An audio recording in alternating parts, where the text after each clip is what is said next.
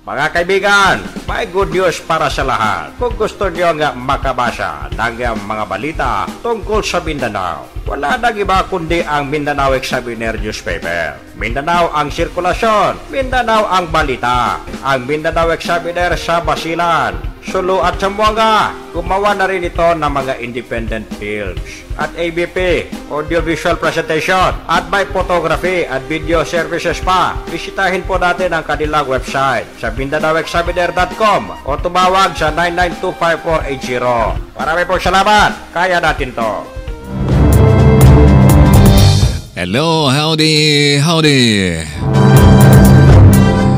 Magandang hapon po sa inyong lahat mga kaibigan. Ito naman po tayo sa ating palatuntunan ang Radio Mindanao. Dito po yan sa himpilan ng Triple X. RPN 1008 sa inyong dalapitan.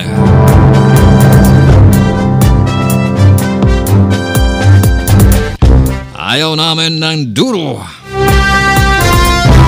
Mas lalong ayaw namin ng solid.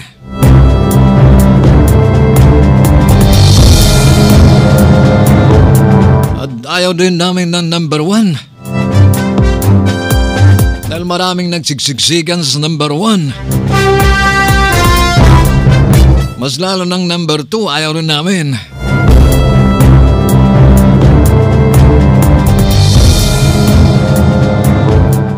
But we're the best. Gusto namin ang at gusto rin nila ang the best. Yan po mga kaibigan ang RPND Triple X. Siyempre ito pong ating palatuntunan ang Radio Mindanao. Abdel Disa po mga kaibigan. Mga katropa, mga kababayan, kapamilya, kapuso,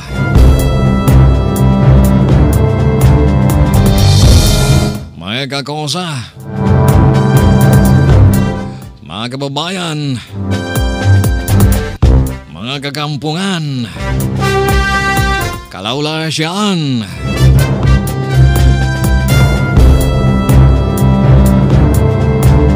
mga kaibigan, sa ngalan po ng ating anchorman, ng ating idol, si Al Jacinto. Ito po inyong lingkod, si Al Abdel Disa. Naumanyaya sa inyo hanggang alas 3 sa ating pagdatanghal ng ating palatuntunan sa araw na ito, ang Radio Mindanao. Siyempre kasama natin ang ating technical director sa hapong ito. Nasa kabilang kwarto mga kaibigan, nag-isa siya doon. Si Raymond.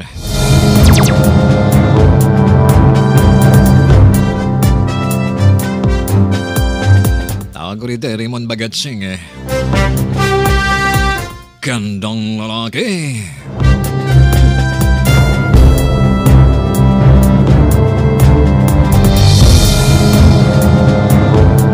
Para mga kaibigan, sa 98 Barangays po ng Zamboanga, binabatin namin kayo ng good PM. Buenas tardes. O diha Zamboanga, Sibugay Province, maayong hapon kaninyong tanan. Kamusta mo karong mga karong adlaw abay, mga inday? Si Manang, si Manong, si Kuya, si Tatay, si Nanay, ang uyab, kahubag kayo.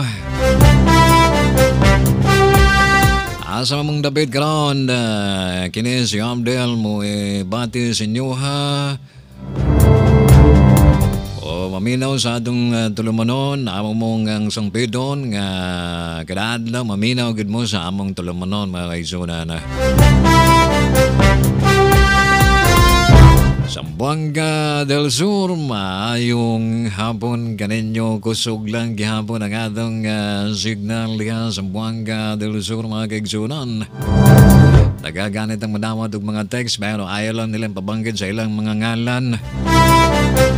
Basta naminaw lang gihapon sila, diyaan ang asa na David na dihang buog, dihang mulabi, dihang pagadian, dihang kumalarang. Lampas pa sa kumalarang mga kaigsunan daghan, kaayong naminaw sa duwa. Ilabi na jud diyan sa Bunga del Norte, diyan sa pagadi, diyan sa Dipolog. Lingaw kayo sila diyan kay lagi kusog daw ang stasyon sa RPND Triple-X.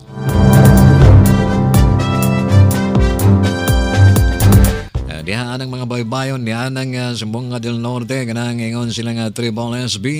Lagi basta baybayon, kusog kayo ang among signal diyan. Kamusta mo karong adlaw mga pare? Ang atong mga parente diha kay parente matantanan, magigsoon matantanan. Kay gikan man ta sa atong lolo nga si Lolo Adan o si Lola Eva.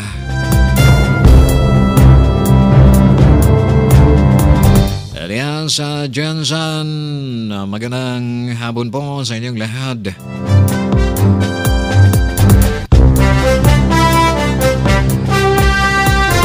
Siyempre ang Basilan, talagang nag-uunahan po sila. Pagpihit ng kanilang radio, diyan talaga tayo sa vida, diyan sa DXXRP yan dahil malakas po, kahit konting pihit lang kanilang volume ay talagang malakas lalabas agad ang RPND Triple-X. At siyempre nakikinig po sila sa ating palatuntunan ang Radio Mindanao.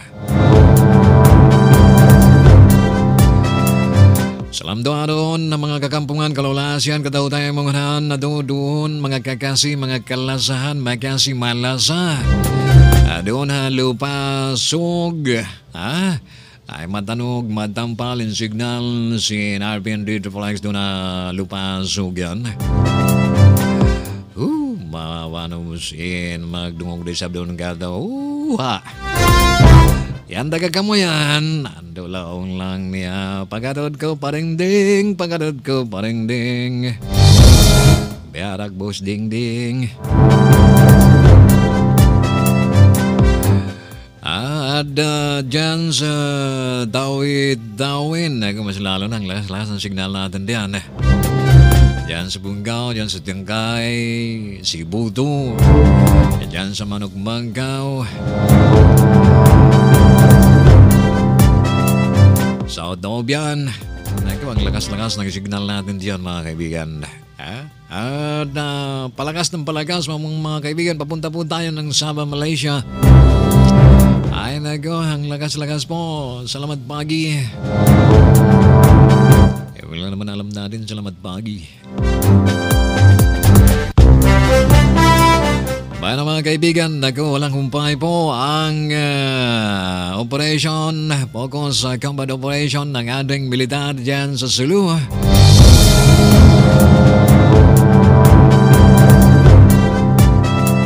Nangamatay na yung taon sila diha.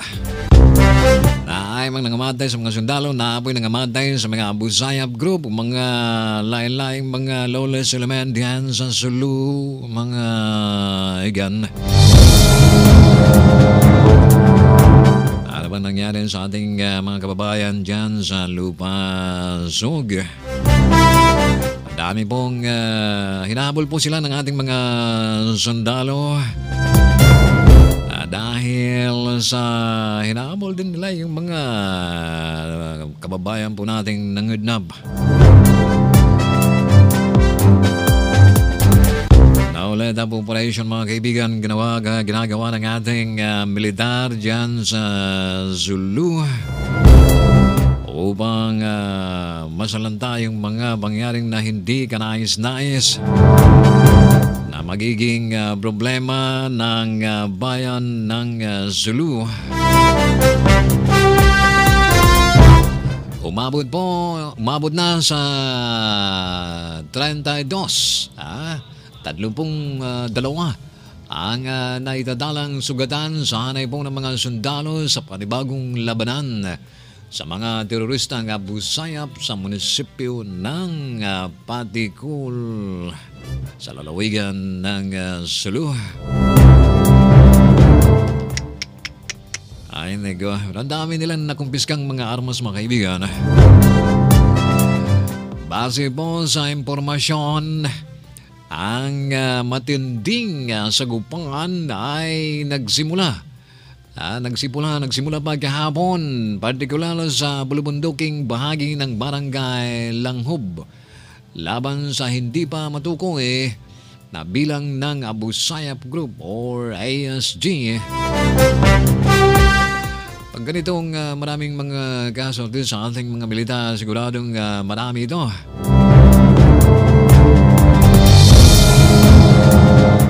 Napagkalaman na kabilang sa mga sugatan ay ang commander ng 44th Infantry Battalion ng Philippine Army na si 2nd Lieutenant William George Cordova at ang isa pang opisyal na kinikilalang si 1st Lieutenant Joe Marie Landicho.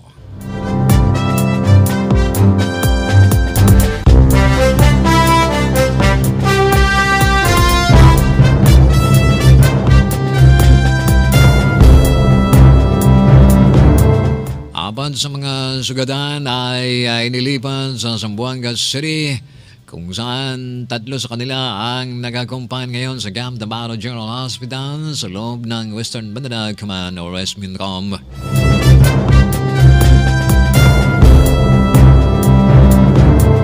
Habang ang isa ay dinala naman sa isang pribadong ospital sa lungsod ng Zamboanga.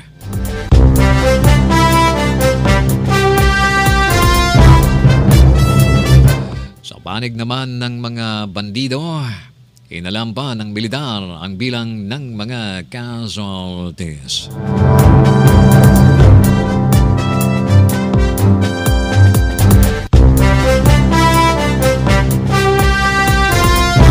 Hindi pa rin tinukoy ng militar kung kaninong grupo ng Abu Sayyaf ang nakasagupa ng kanilang tropa na nagresulta sa maraming sugatan sa tropa ng pahamalaan. Bakit kaya? Nasurpresa kaya ang ating mga militar?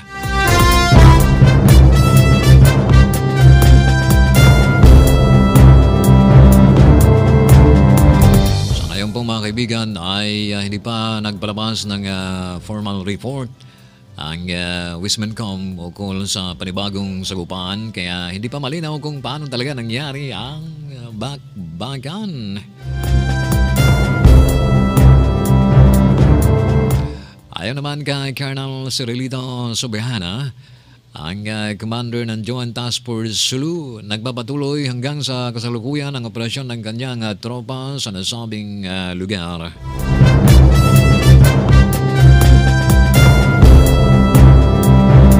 So, 32 ang nasugatan, wounded action sa ating mga militar.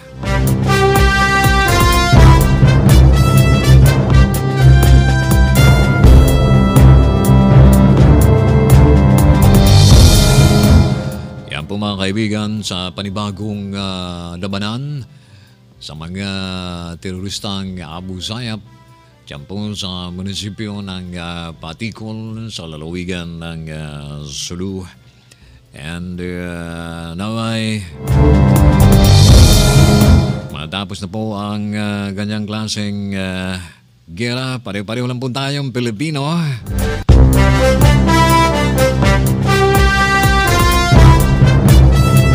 Wala pong manalo sa labanan kung hindi ay biktima.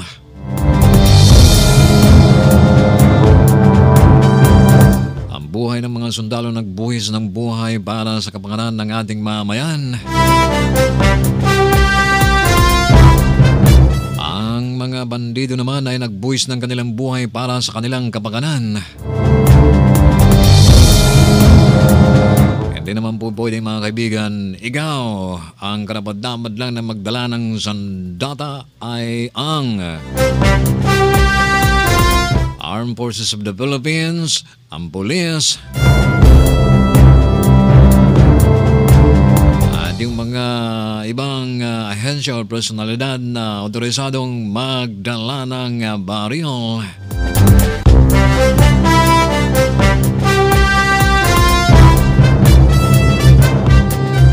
Ay naga mga kaibigan, wala pang mangyari sa atin pag ganito na lang. But anyway, nandiriyan na yan sila, kailangan pigilan at supilin ang mga bandidong ito upang hindi sila makapaghasik ng lagim dyan sa bayan ng Sulu sa Mambanda.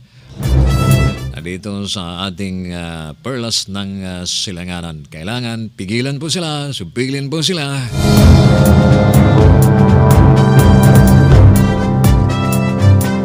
Dahil po yan ay makasira sa future ng ating bansa.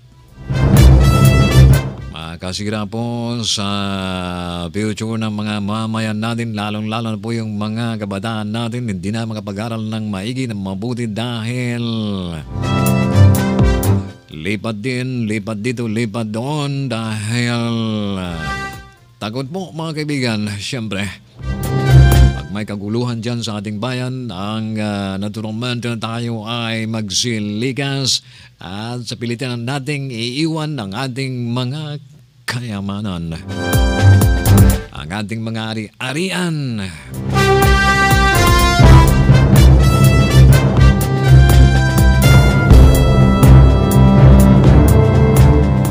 Paano mga kaibigan, ang oras mo natin ay ganap ng 17 sandali makalagpas ang alas 2 ng hapon.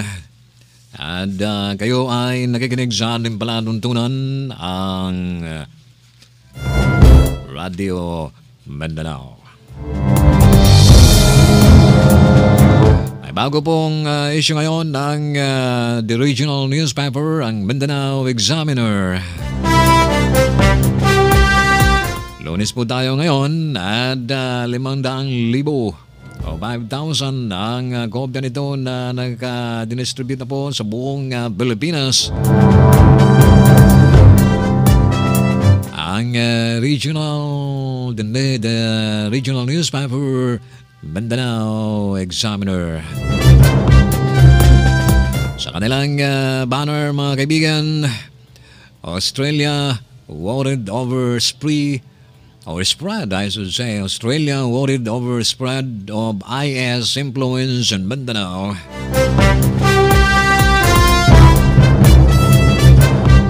So, medyo nababahala na po mga kaibigan ang Australia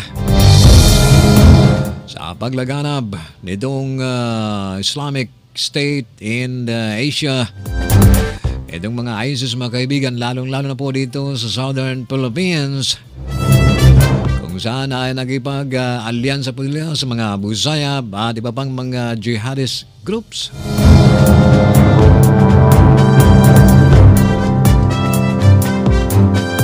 Yan po ang headline ng banner story dito sa Mindanao Examiner mga kaibigan. Dito pa rin mga kaibigan sa headline ng Mindanao Examiner, Duterte tops time poll as EU critics told stick to child porn.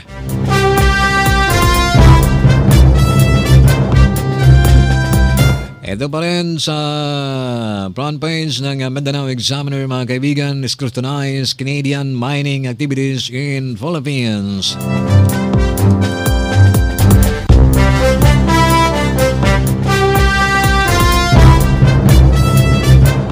Ito pa rin ang headline dito sa Mindanao Examiner, ang banner headline mga kaibigan.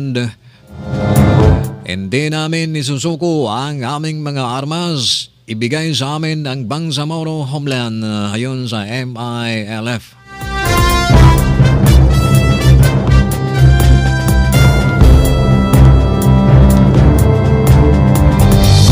Yan po mga kaibigan ang front page ng Mindanao Examiner. Nagkalat po ito sa buong Pilipinas, sa ARMM, Eastern Mindanao, Western Mindanao, Cebu, Manila. O galing po nating magbili ng the regional newspaper itong Mindanao Examiner. Mabenta po ito mga kaibigan. Mabenta po ito diyan sa ubus kagad. Lalong-lalo po diyan sa may palengke. Diyan sa lungsod ng Zamboanga, diyan sa Cebu, diyan sa Manila.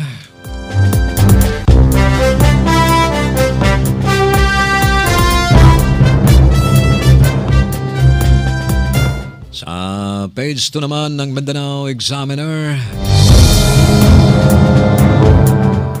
gusto po ninyong bumili ng bahay dyan sa Villa Teresa Subdivision dyan sa Mercedes, Zamboanga City.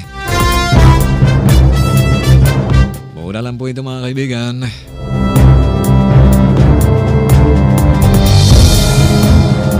Tingnan lang po ninyo sa ating Mindanao Examiner. Bumili po tayo mga kaibigan. Mura lang.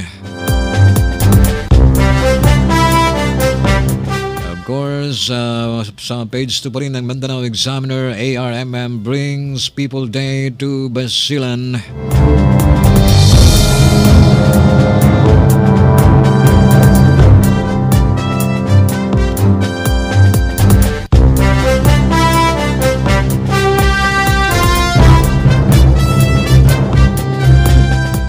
Sa page 3, mga kababayan, page 4, narito po yung mensahe ng buting governor ng province of Sulu, si Governor Abdul Sakur Toto Tan II.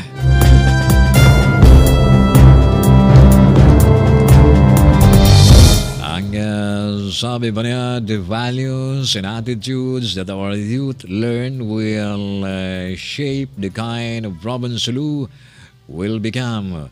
We need to turn the hopes we share for ourselves and our children into economic and social reality for others.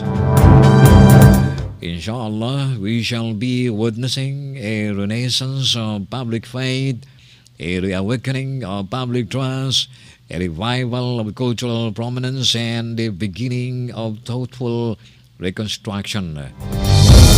Governor Abdul Sakur Toto Tan II.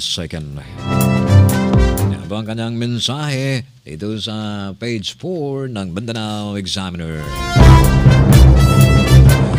Sa page 5 naman mga kaibigan, kung gusto nyong bumili ng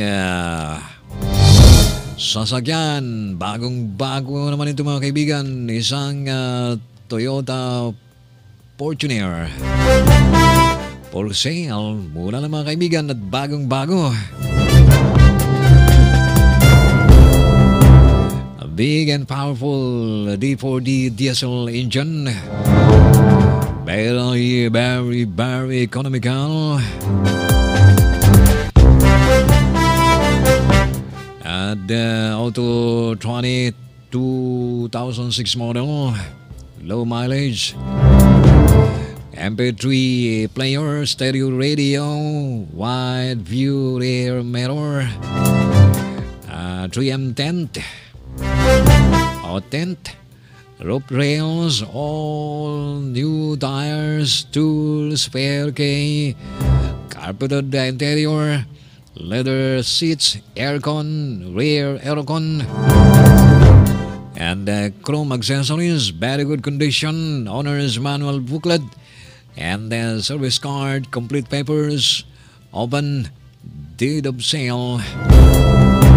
So mag-text lang po kayo mga kaibigan, 0995-5202-358. So gusto mong ninyong bumili ng Fortuner, Toyota Fortuner, text lang po.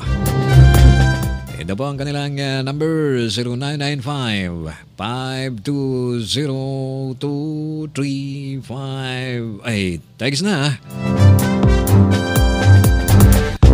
Balita pa rin sa Mindanao Examiner dito sa page 5. Hindi namin, I should say, na nasa headline po yan. I mean, should say, nasa front page po yan.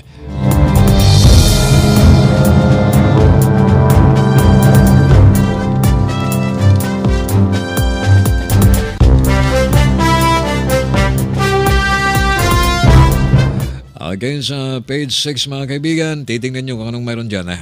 Mayroong tagisan ng talino, pagsusunog ng kilay. Itong sudoku. Mga crossword puzzles mga kaibigan.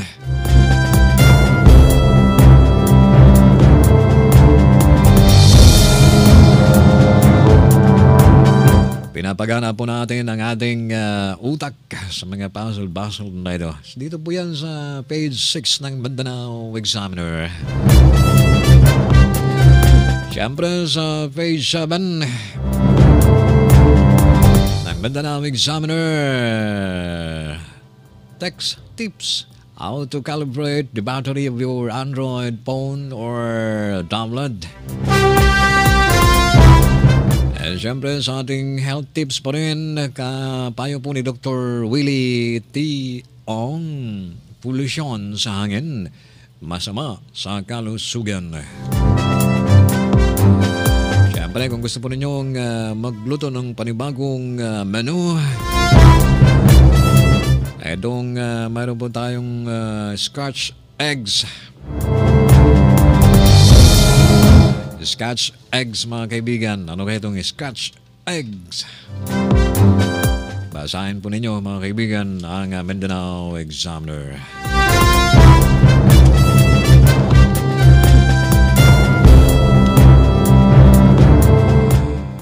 Dito naman sa Cebu Examiner, sa likod po ng Mindanao Examiner, financial literacy is still needed among Filipinos. And then, the mga drivers sa pampublikong sakyanan nga walay ID, bawal nang magmaneho. So, bumili po tayo ng Mindanao Examiner mga kaibigan. Nandiyan po sa inyong mga newspaper stand yan sa mga palengke mga kaibigan. At 5,000 na siya, 5,000 kopya nito. Alam po dyan sa ARMM, dito sa Eastern Mindanao, dito naman sa Western Mindanao, Cebu at Manila. Sa mga panado, Manila, dili Manila.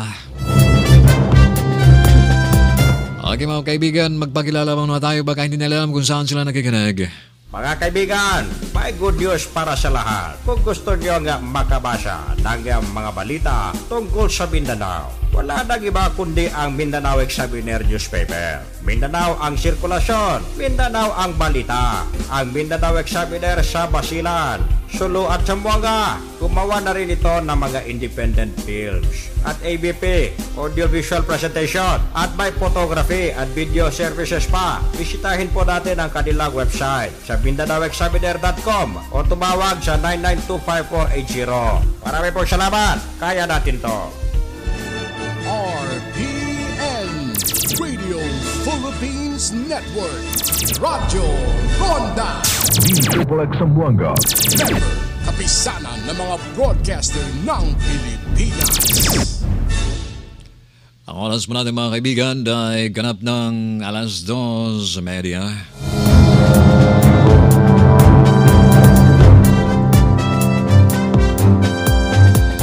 Sa ating balita pa rin mga kababayan, mga kaibigan, mga katropa.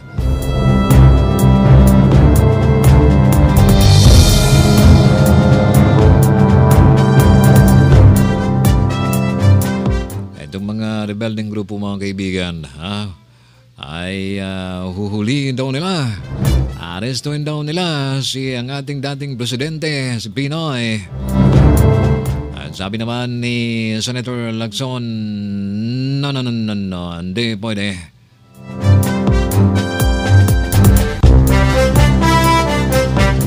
Nagbabala po si Senator Panfilo Lacson sa Communist Party of the Philippines and the People's Army National Democratic Front or CPP-NPA-NDF na maaring maharap sa malaking problema ang mga ito kung magkatotoo ang bantang pag-aresto kay dating Pangulong Benigno Aquino III. Aloy, mura mo na silag na ay Mura ba sila gobyerno po no? Mura man na sila kuan, mura man na sila gobyerno po. Nga na sila inyo lang ang inyong kuan undak po, ang inyong mga kauban po diha. Ito mga nagkasala sa inyo. Layo na naman tayo gobyerno ba mo? Ala, katawa na lang ito diha eh. Bunsod po nito ng impormasyon na nais ng rebelding grupo na iharap si Aquino sa kanilang People's Court. Sa man yun ng People's Court? Kangaroo Court? Katubiton sa una Kangaroo Court mga kaigsunan. Hala, sa man daghang kayo silang gipang patay. Gumikan niya na ilang Kangaroo Court. Ikaw nagkasala dahil nakipag-usap ka sa sundalo sa pulis, basig espiya ka. Ala, patay ka. Ila ba ng kauban sa una? Katong operation nila zombies. Ayon sa mga impormasyon nila, marami pa daw mga DPA, mga deep penetration agents sa kanilang hanay. Ngunit ay sila rin nagkakamali mga kapatid. Ang dami pong napatay sa kanilang sariling kamay ng kanilang mga kasamahan. Nagsusumigaw.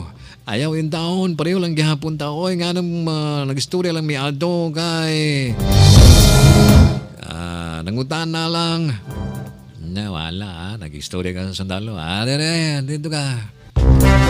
Kalutog yung tayong taon. Patay. Gatos nga mga NP ang ilang sarili nilang kasama ng kanilang pinabatay. Ngayon naman ay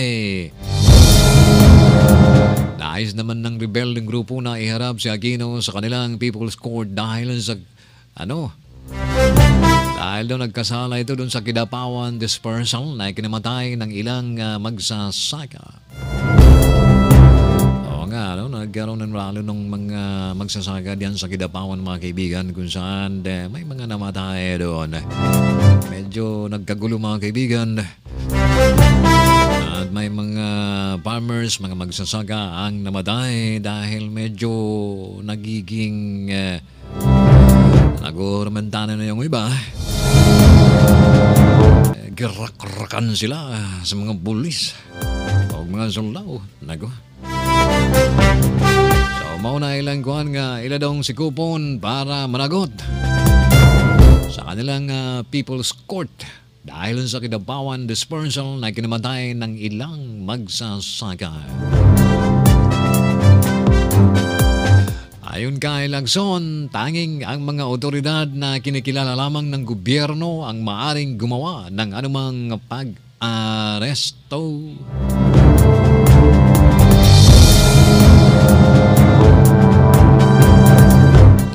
Giniit ng dating PNP chief, mahaharap sa criminal liability ang sinumang gagawa ng pag-aresto nang walang kautusan mula sa kaukulang hukuman. Yan.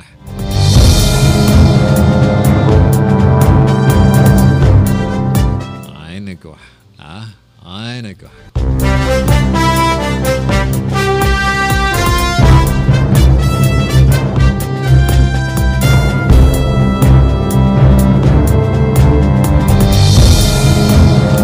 Bayan mga kaibigan, ang oras po natin ay ganap ng 35 minutes magalagpas ang alas 2 ng hapon.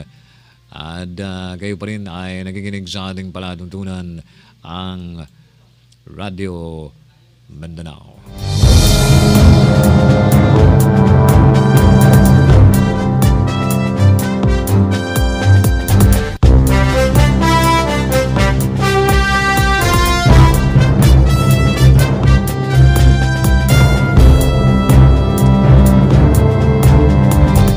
Secretary Sueño daw galit sa mga sa naarestong police colonel na nagpat-session.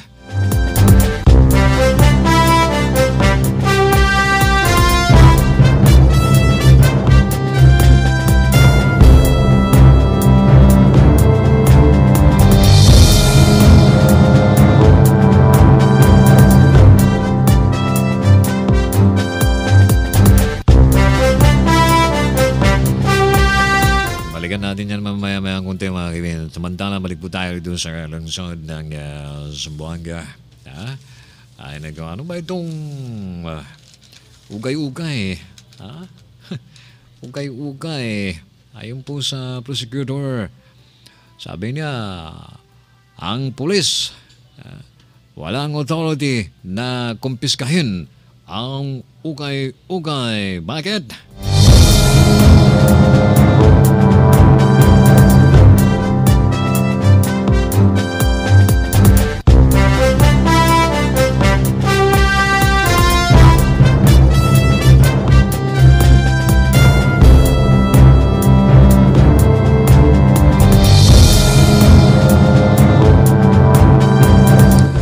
Raymond, ano ba nangyari sa ating binabasa natin dito? Ayaw gumalaw. Raymond, ayaw gumalaw. Kaya mga kaibigan, ang office ng City Prosecutor ay dinismiss po ang ayaw gumalaw. Dinismiss ang parang ayaw niyang gumalaw ito. Bang nangyari sa atin? Itong opisina po ng office ng City Prosecutor ay dismiss po ang isang complaint na lodged by the police laban po sa isang trader sa isang violation of commercial importation of used clothing, used clothes na tinatawag po natin ay ukay.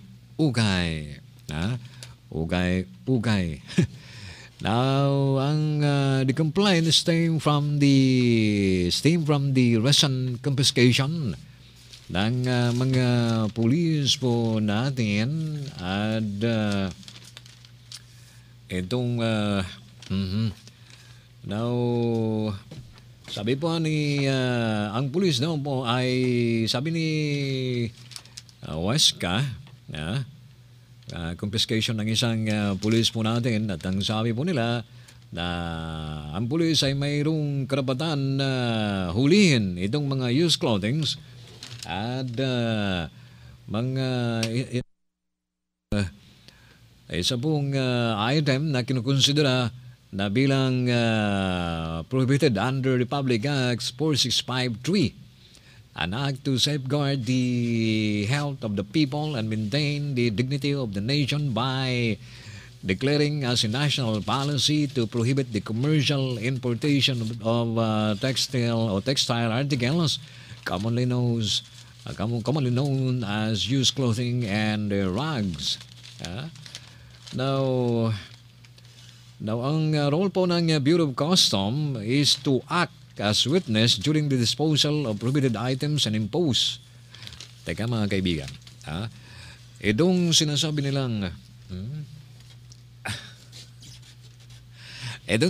nilang ukay-ukay mga kaibigan. Bakit ba yan dumating dito sa atin? Saan ba yan galing? Hindi ba yan donation ng mga bansa ng mga doon sa abroad, ng mga bansang malalaking bansa at bigay po yan nila dito sa atin, diba? Now, saan po yan mapunta? Anong agency ang ikangang papuntahan yan? So, halimbawa, doon sa Australia, nagpadala. Yung inipon-ipon yan lang lahat ng mga used clothings nila doon na pwede pang gamitin ng ating mga kababayan dito sa Pilipinas, ay papadala yan nila dito sa Pilipinas. Diba? Na pagdating dito sa Pilipinas, mayroong tatanggap na isang ahensya yan. Diba? Kung hindi ako nagkakamali, no? Now, sinong ahensya ang tatanggap diyan? Ayan. Diba? At bakit napunta? Bakit napunta sa mga negosyante ang mga ukay-ukay na yan? Porke? Ayan ang tanong mga kaibigan. So, hindi pwedeng kumpiskahin yan. Dahil bigay lang yan ng ibang bansa at Saan galing? Di ba? I mean, should say, galing sa ibang bansa, pinapadala dito sa atin at sinong tatanggap na ahensya ng ating pahamalaan. Now, ngayon, yung ating pahamalaan naman, yung isang ahensya na yan, ay bakit nakalabas yan? Bakit napunta dyan sa mga negosyante? Ayan, porke kaha. Magkano naman ang bili nila sa inyo? Ganun ba yan? And I'm sorry, yun ang pagkaintindi ko mga kaibigan tungkol dyan sa ukay-ukay na hindi pwedeng hulihin.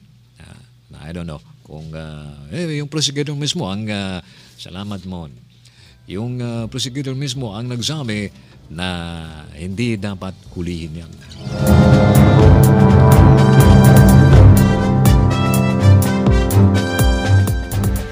Ano mga kaibigan, ang oras po natin ay ganap ng 17 minutes before 3 in the afternoon.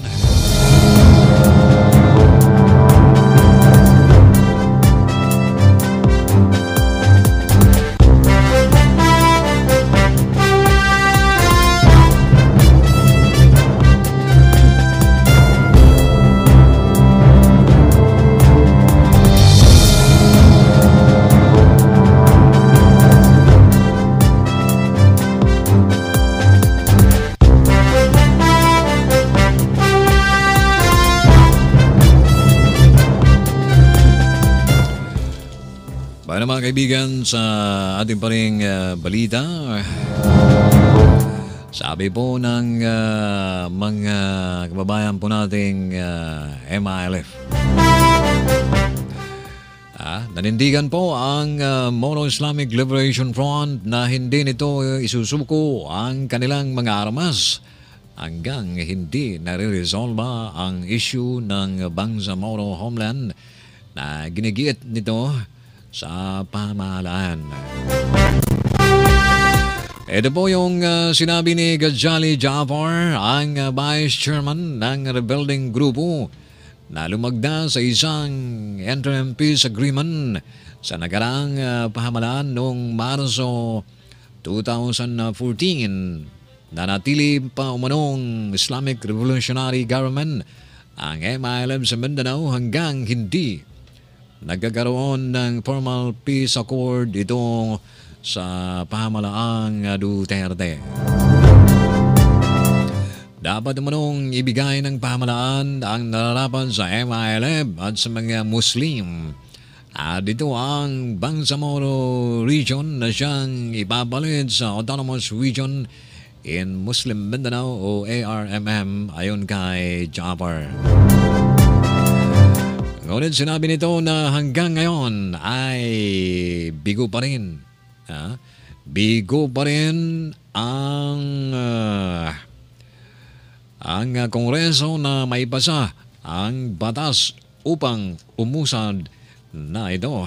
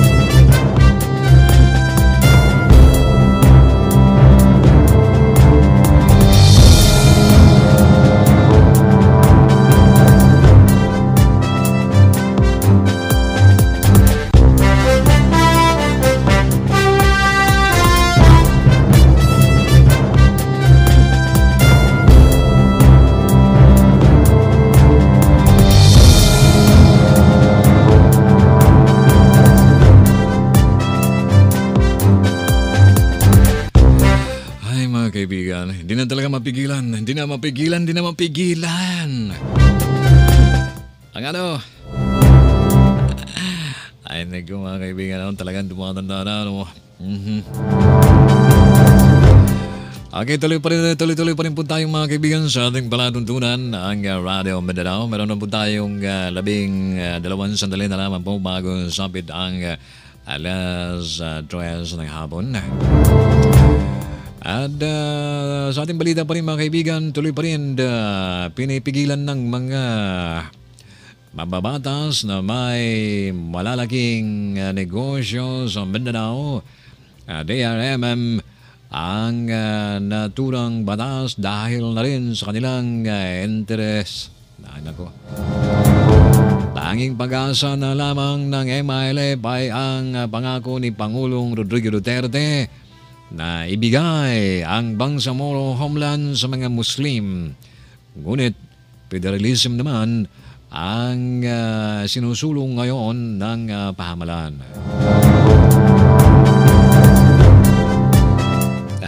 Everything has been said to the government and we do not know what to say except give us our government. Ani ba ni Japor na siyang chairman ng Bangsamoro Committee or Commission na siyang gagawa ng mga batas para sa Bangsamoro political entity. Ating natandaan po mga kaibigan, no? Naunang binasura ng Kongreso ang Memorandum of Agreement on the Ancestral Domain. At maging ang Bangsamoro Basic Law dahil daw ito ay labag umano ito sa konstitusyon.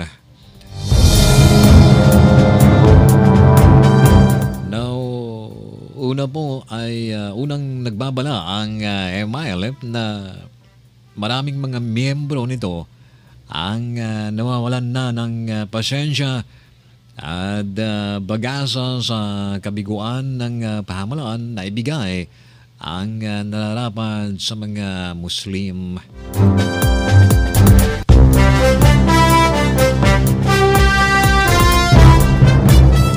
Now, tutol naman po mga kaibigan ang Moro National Liberation Front.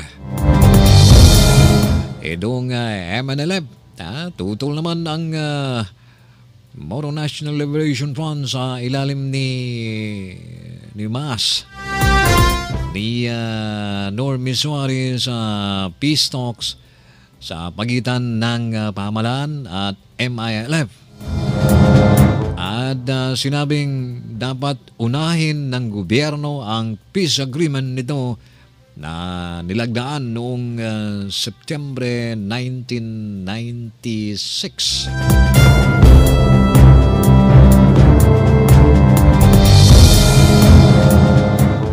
Natatandaan pa natin noong mga kaibigan ang ito nga ang Mindanao ay nasa ilalim po noon ng mga sultanato.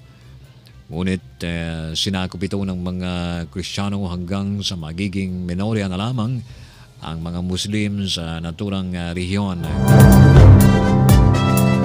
So ayun po mga kaibigan, sentimento po ng MNLF na si Normy Suarez na dapat kami munang unahin dahil kami pang nauna dyan sa MILF na yan. Unahin po daw ng gobyerno ang peace agreement na nilagdaan nila noong September 1996. Mga kaibigan, ano po? Sana po ay magkakasundo na po sila.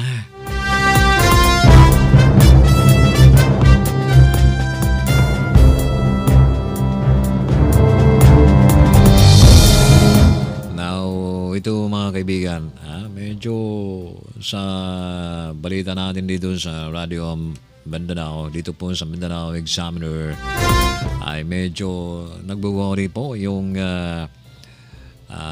Australia tungkol po dito sa paglaganap ng IS na na-influensyan po ang mga bandido dito sa Mindanao.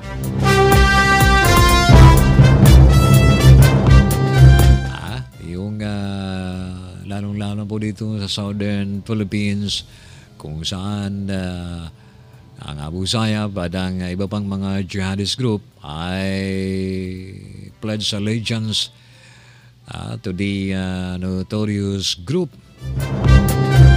Kumakailan po mga kaibigan, si Foreign Minister Julie Bishop ay nagbigay po ng warning na ang bagong Islamic Caliphate ay pwede pong ideklara dyan dito sa Southern Philippines and could threaten Australia right at its doorstep.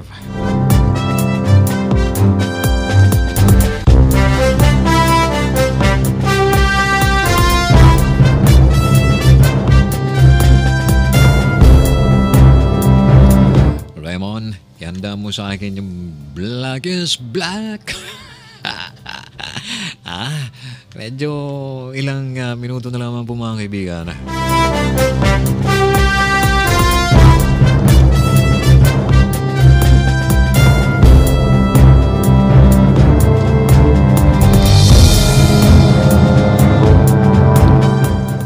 Ay nego, medyo kinakapos po tayo ng oras mga kaibigan.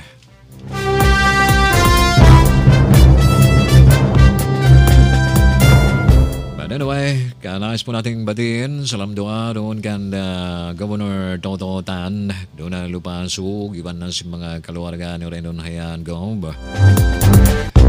Ang Rendon Hayan binsan lang na via mga hiluhala doon ang mga kagimbahan na to yan ibang mahaduway mga municipality sa mga masinamayan in the develop na to sin lupa sug. Yan po ang leader mga kaibigan. Po, porque may kaguluhan pero pasasaan ba yan at maalis din yan ang kaguluhan diyan at may pagpatuloy yung development natin diyan. Well mga kaibigan, of course, ang ating mga kababayan diyan sa Payaw, ang ating mayor ng halang doon diyan, si Mayor Mendoza, mayong hodto kanin yung tanan, mayang hapon kanin yung tanan diyan, Mayor. Gustong tago nga mo interview ni mo ba? Istorya-storya ta ba sa kahanginan, unsay atong mga mga development diha. Kanun sa mga semento ang atong dalan gikan sa Melda paingon diha sa Payaw.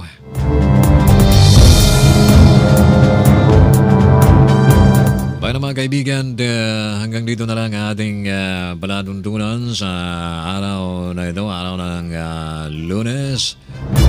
Pangunahing Lunes, buwan ng Abril.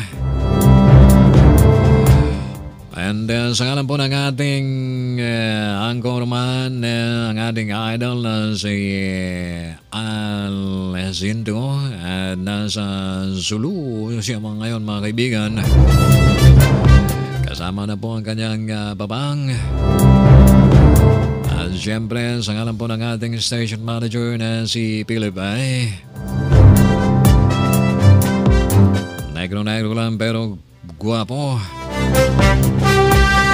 At siyempre, sa ngalan po ng ating technical director, ng ating engineer mga kaibigan, siyempre negro-negro lang pero guwapo pa rin. Si Raymond. At siyempre ang ating diyan sa transmitter side. Ito po ang inyong lingkod, si Abdel Lisa, na sabing maraming salamat and may God bless us always. We love you. Bye-bye and take care.